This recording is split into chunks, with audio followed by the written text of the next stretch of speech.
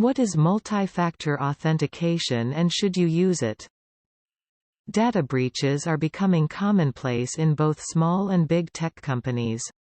The most recent victim was Australian telecommunications company Optus, resulting in unauthorized access to the identity data of roughly 10 million people. Adding to the misery of the victims, this cyber attack further unleashed a plethora of subsequent phishing and fraud attempts using the data obtained from this breach. Having more rigorous security measures when logging in can help to protect your accounts, and significantly reduces the likelihood of many automated cyber attacks. Multi-factor authentication, MFA, is a security measure that requires the user to provide also known as two-step verification or two-step authentication, or more proofs of identity to gain access to digital services. This typically requires a combination of something the user knows, PIN, secret question, something you have, card, token, or something you are, fingerprint or other biometric. For example, the Australian Tax Office recently tightened some rules for digital service providers on the mandated use of multi-factor authentication. If you use certain services, you're already familiar with MFA. But not all MFA solutions are the same, with recent studies demonstrating simple ways to subvert more common methods which are used to lodge cyber attacks. Furthermore, people also prefer different MFA options depending on their needs and level of tech savviness. So what are the options currently available, their pros and cons, and who are they suited for? There are four main methods of multi-factor authentication. Number 1. SMS or text. Currently the most common option involving a one-time password, such as a code, sent via text message. Although quite popular and easy to use, the password or code texted to you can commonly be hacked by malicious apps on the phone or by redirecting the text to a different phone. The method also fails if your smartphone doesn't have service or is powered off. Number 2. Authenticator-based. Another common method, in which an application installed on your smartphone, such as Google Authenticator, generates one-time passwords valid for a very short time span, such as 30 seconds. Although more secure than text messages, malicious apps can still steal these one-time passwords. The method also fails if your smartphone is out of power. Number 3. Mobile app. Similar to authenticator apps, but a user is sent a verification prompt rather than a one-time password. This requires your smartphone to have an active internet connection and be powered on. Number 4. Physical security key.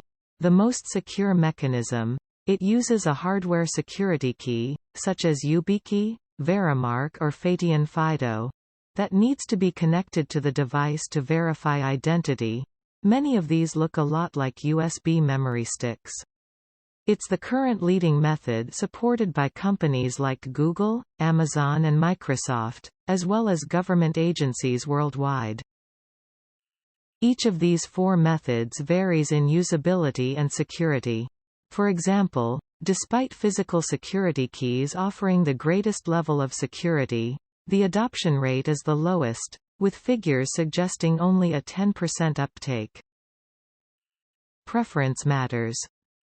Not only do different multi-factor authentication types vary in security, they also have different levels of popularity. This results in a discrepancy between the most reliable MFA method, the physical security key, and what is actually the most widely used, SMS text.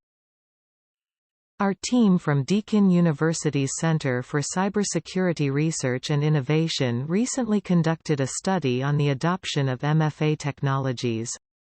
We surveyed more than 400 participants belonging to different age groups, educational backgrounds, and experience with MFA.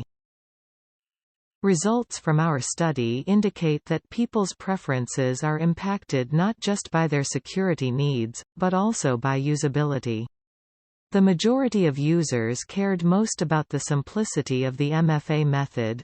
This clearly explains why text-based solutions still dominate the landscape, even though there are safer alternatives.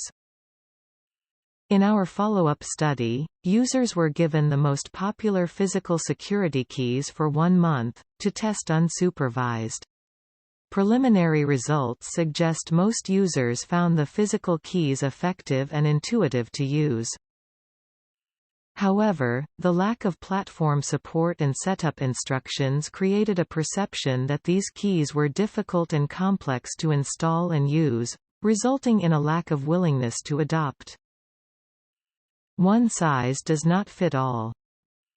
We believe there needs to be careful consideration before any government agency or company mandates MFA, with a few key steps to consider.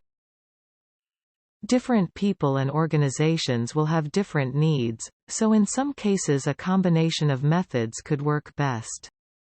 For example, a text-based solution may be used in conjunction with a physical security key for access to critical infrastructure systems that need higher levels of security.